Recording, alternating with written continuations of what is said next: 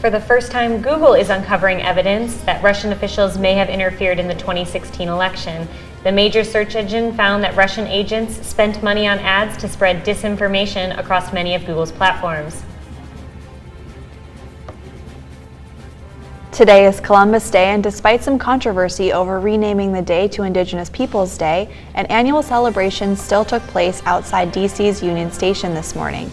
All that and more as District Wire News starts right now.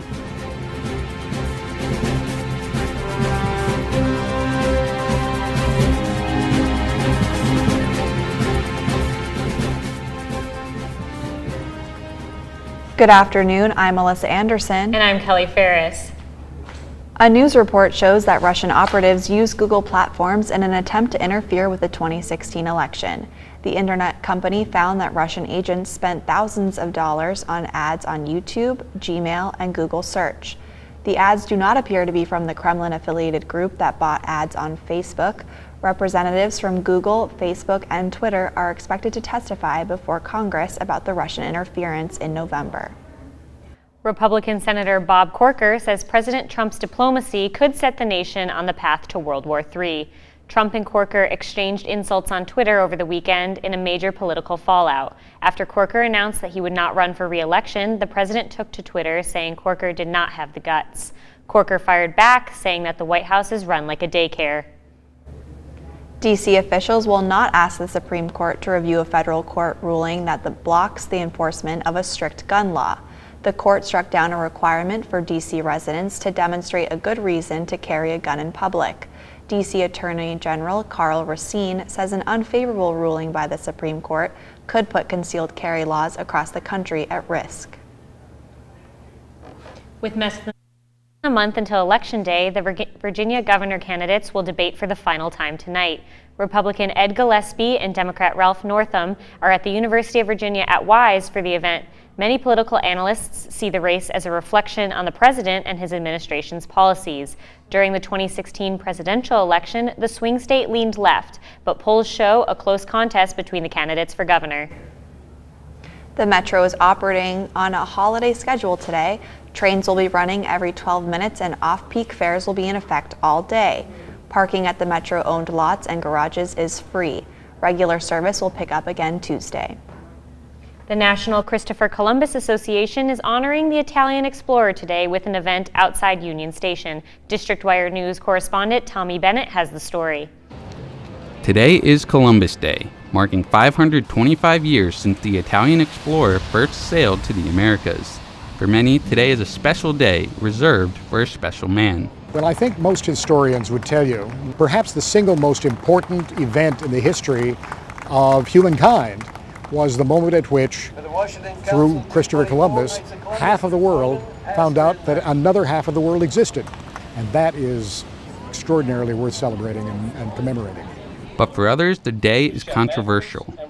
Some cities, like Los Angeles, are opting to forego Columbus Day celebrations, choosing instead to call it Indigenous Peoples Day, a decision that doesn't sit well with Columbus supporters. I think it's terrible, and I heard that people wanted to take this statue down.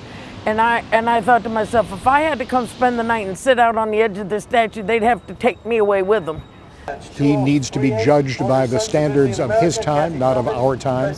He wanted to explore the world and was ambitious enough and adventurous enough to do what no one had ever done before. If you get offended by it, too bad.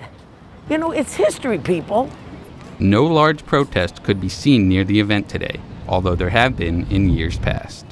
For District Wire News, I'm Tommy Bennett. Looks like Maryland tag. A 2013 court deposition is shedding light on the Vegas shooter's life in his own words. In his testimony, Stephen Paddock said he took Valium for anxiety and gambled most nights. The FBI is still searching for a motive after Paddock opened fire on a crowd of concertgoers, killing at least 58 people and killing himself last week. The tragedy in Las Vegas is the worst mass shooting in modern American history. The NRA is clarifying its statement regarding the regulation of bump stocks. Executive Director of the NRA, Chris Cox, said on Sunday that bump stocks need to be reviewed by the Federal Bureau of Alcohol, Tobacco, and Firearms before additional regulations are imposed. The NRA's original statement after the Las Vegas shooting last week said that the devices that convert semi-automatic firearms to automatic weapons should be subject to additional regulations. Country singer Jason Aldean is back in Las Vegas today, a week after a gunman opened fire during his Route 91 Harvest Festival performance.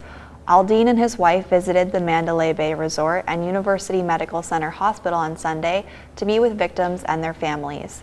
The hospital tweeted a picture of Aldean outside the building, thanking him for his visit and cheerful presence for those who were wounded. Hollywood producer Harvey Weinstein is out at the independent film company he co-founded. The current directors of the Weinstein Company issued a statement Sunday saying that Harvey Weinstein is no longer employed with the organization amid sexual harassment allegations. Several women, including actress Ashley Judd, tell their stories of being sexually harassed by Weinstein in a New York Times article published on October 5th. The mother and daughter who went missing over the weekend have now been found. They were last seen on Saturday in Montgomery County when the daughter picked up her mother for a family function. When they did not return, the family contacted the police. Police say the two were located safely this morning. Coming up, the new D.C. Wharf along the southwest waterfront is almost ready to set sail. DDOT has laid out road closures that will affect your commute. And a new update of the smartphone app Transit now includes Capital Bike Share and other ride-sharing companies. That and more when District Wire News continues.